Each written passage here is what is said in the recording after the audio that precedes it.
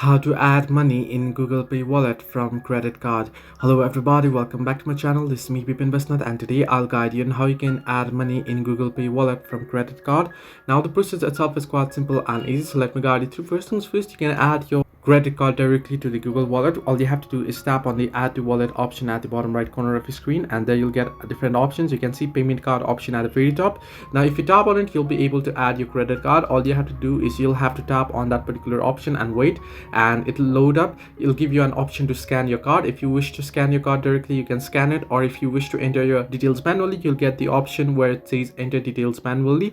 You want to tap on it and you'll have to enter in your card details correctly, your credit card details, and once you do so, your card will be added to the wallet so you can use it to make the payment. Now unfortunately I won't be able to show you here because if I'm screen recording, and if I try to add the card, the screen will turn black, so it won't allow due to security purpose. Hope this helped you. Do like and subscribe, and do not forget to leave a comment down below if you have any further issues.